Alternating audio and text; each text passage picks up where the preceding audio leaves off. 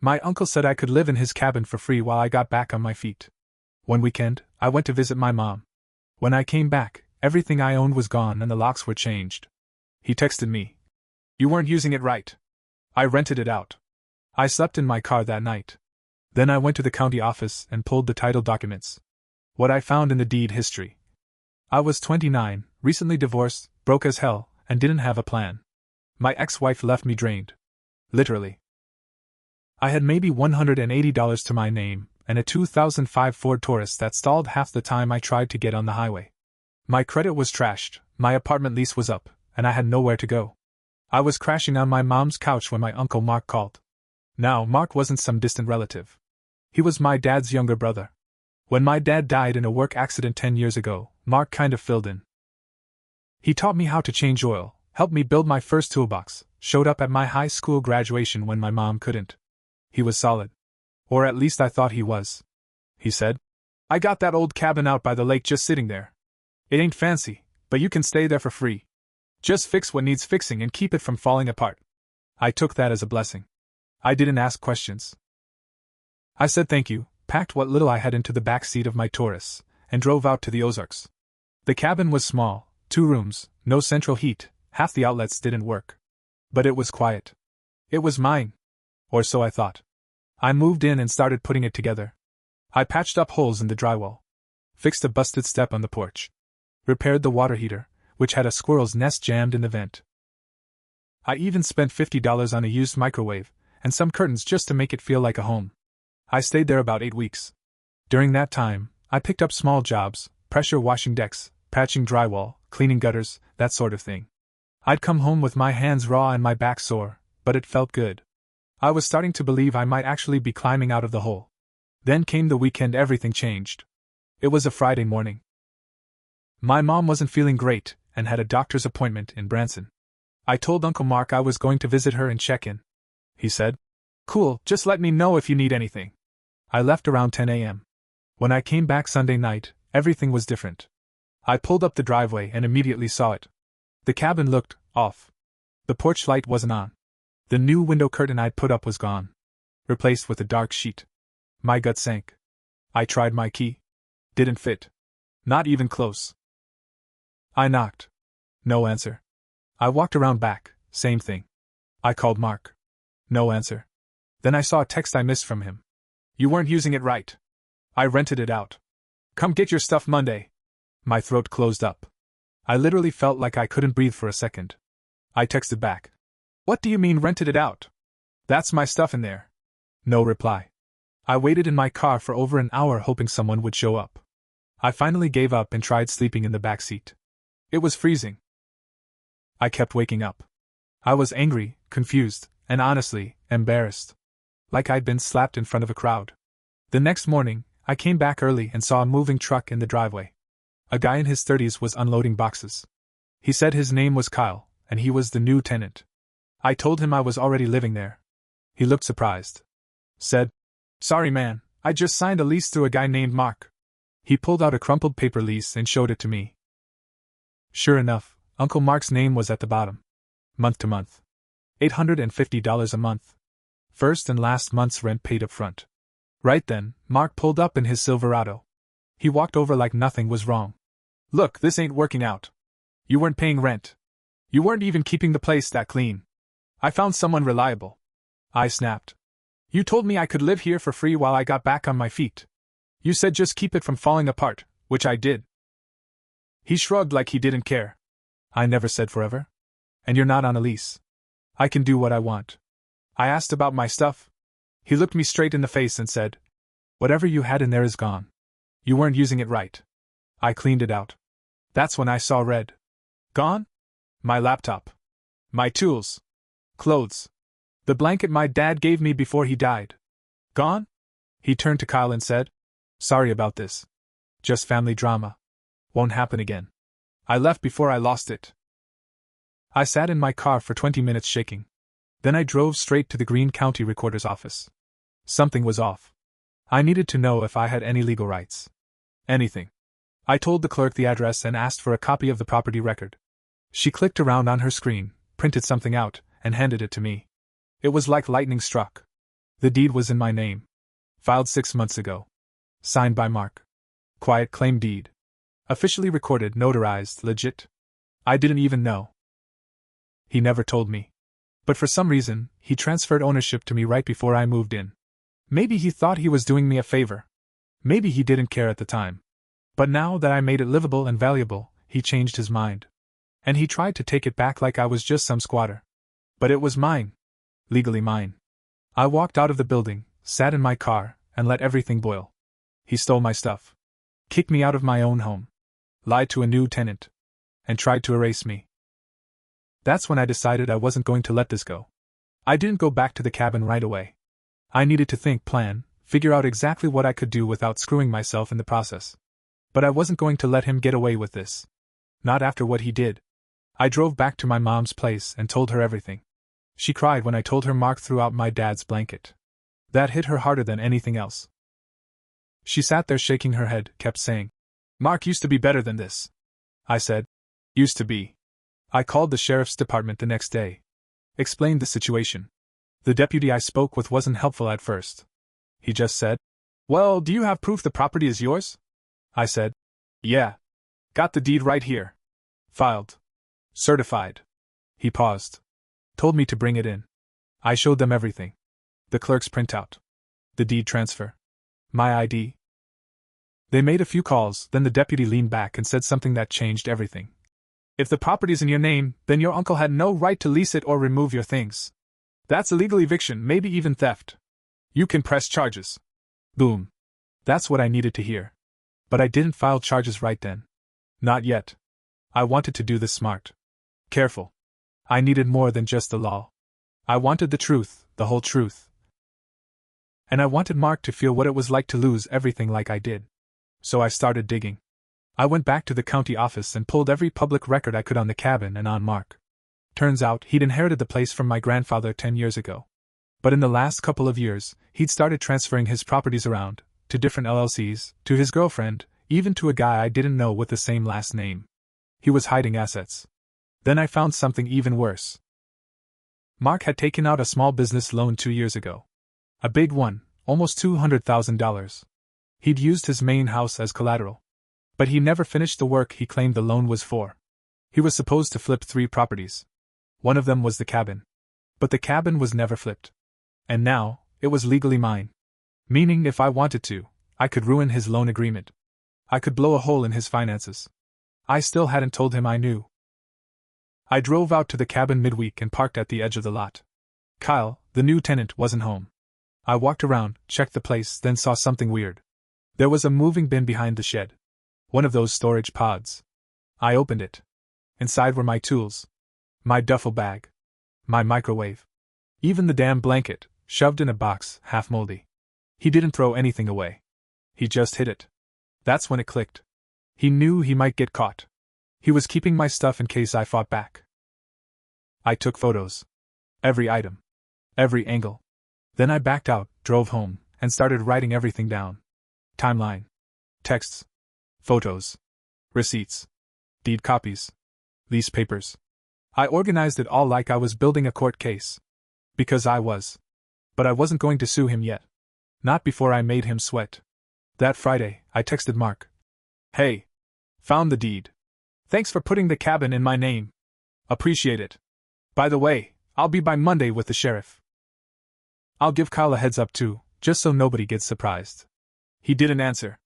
10 minutes later, he called me. I let it go to voicemail. Then I got another text. "This is a misunderstanding. We should talk. I didn't mean for this to go so far." Too late. I needed him scared. By Sunday, I got a call from Kyle.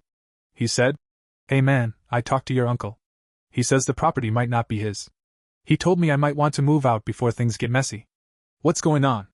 I told him everything. He was pissed. "I paid this guy cash, man.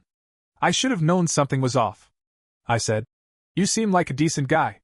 I'm not mad at you. I just want my place back." He agreed to move out by Wednesday. But not before giving me a copy of the lease Mark signed. It said Mark was the legal owner. Which was a lie. That's when I made my move. I filed a police report for illegal eviction, theft, and fraud. I gave them the photos, texts, and proof of ownership. I told them Kyle had already agreed to leave peacefully. Then I contacted the bank listed on Mark's business loan. I sent them a certified letter with copies of the deed and proof that the property was no longer his. I said I had reason to believe he'd falsely claimed ownership of the property as part of a loan package. A week later, I got a letter back. The bank was launching a fraud review. That wasn't all. I also filed a complaint with the Missouri Attorney General's office. Property fraud.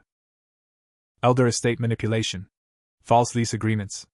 I listed every property I found under his name with weird transfers. I wanted every rock turned over. By the end of the month, Kyle was gone. I had my cabin back. But I wasn't done. Mark called again. This time he left a voicemail that almost made me laugh. "You don't understand what you're doing. You're dragging this family through the mud over a shed in the woods. This can still be fixed if you stop now." But it wasn't a shed. It was my home. It was my trust. It was my life. And now, it was his turn to lose everything. After I got the cabin back, I thought maybe the worst was over. It wasn't. Not even close. About a week after Kyle moved out, I drove up one morning and found tire tracks in the dirt road leading to the cabin. Not mine. They were fresh, deep, and full of mud. I followed them around the side and saw the back window had been forced open. The latch was snapped. Someone had broken in. At first I thought it might have been random. But when I stepped inside I knew exactly who it was. The place was trashed. Dresser drawers pulled out, cushions flipped, tools missing. But the weird part? My old duffel bag was gone, the same one I found in the storage pod. Whoever came back didn't just want to break stuff. They were after something. I called the sheriff's office again. They sent someone out to file another report. I told them who I suspected. "Any chance it's your uncle?" the deputy asked. I nodded. "He's losing control. I think he came back to take anything that could tie him to the fraud." The deputy sighed. "If you have a restraining order, we can arrest him if he shows up again." I didn't. Yet. I called Mark that night. He picked up, didn't say hello, just, "You shouldn't be doing this." I said, "You broke into my home." Silence. Then he said something I'll never forget. "I built that place with my own hands. Your dad helped me. And you think you're gonna take it from me because of some technicality?" I snapped. "You signed the deed over yourself. I didn't take anything. You threw me out like trash, and now you're mad because I dug it back up." He hung up on me. The next morning, I filed for a protective order. That same week, I got a call from a woman named Cassidy. She worked for the bank's fraud division. She said she was reviewing the complaint I filed about the business loan Mark used my cabin for. She asked if I could provide any proof that Mark had represented himself as the owner after the deed had already transferred. I emailed her the lease Kyle signed. I even included the voicemail Mark left about the shed in the woods. 2 days later, Cassidy called again. "You weren't the only property he misrepresented. We're launching a full audit on every asset he used for the loan. This could get messy." I said, "That's fine. It's already messy on my end." She thanked me for coming forward. That's when I knew he wasn't just going to lose the cabin. He was about to lose a lot more. Around the same time, I got an unexpected message. It was from Mark's ex-wife, Teresa. I hadn't seen her in years. She said, "I heard what happened. I just want you to know you're not the first person he's burned." We met for coffee in town. She told me about how Mark had borrowed $15,000 from her parents to start a flipping business 5 years ago. Promised them a return in 6 months. Never paid them back.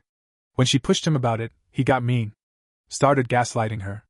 Eventually, she filed for divorce. "I don't think he's just shady," she said. "I think he's dangerous." Then she handed me a folder. It was full of old emails. Paperwork. Even texts. All showing how Mark was using property he didn't legally own to get loans and flip fake deals. Half the people he borrowed from never saw a cent. She said, "I thought this might help you." It did. I forwarded everything to the fraud investigator and the county DA's office. Then something happened I didn't expect. A man named Dwayne showed up at the cabin. I didn't recognize him at first. He was in his 60s, driving a beat-up truck, wearing a mechanic's uniform. He said he used to be friends with my grandfather. He asked if I was the one living there now. I said yeah. Then he told me something wild. "Your grandfather didn't leave this place to Mark. He left it to your dad." Mark forged the will. I just stood there stunned.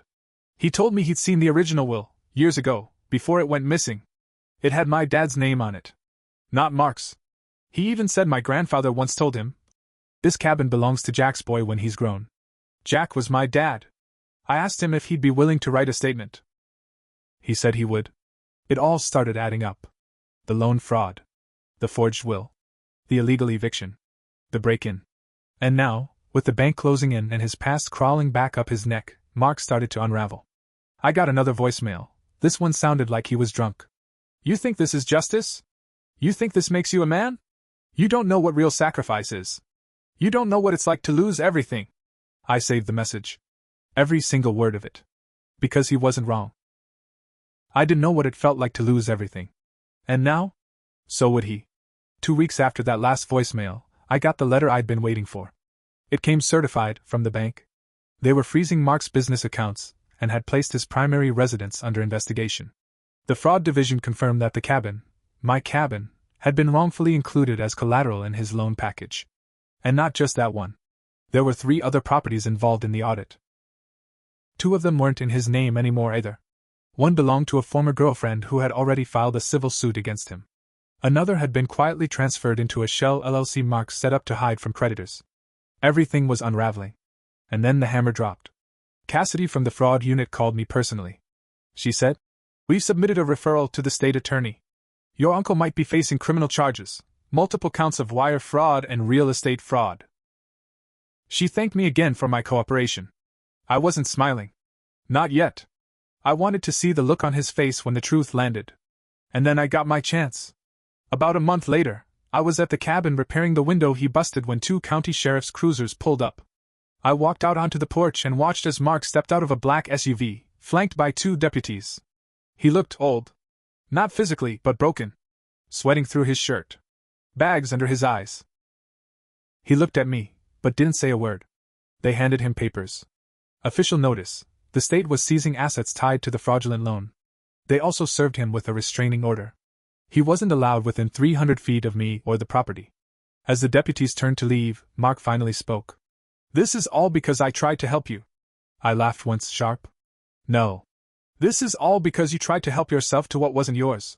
He looked like he wanted to say more, but he didn't. He got in his SUV and drove away. Slowly. Like someone heading to a funeral. The fallout came fast. Once the charges were filed, news spread through the town like wildfire.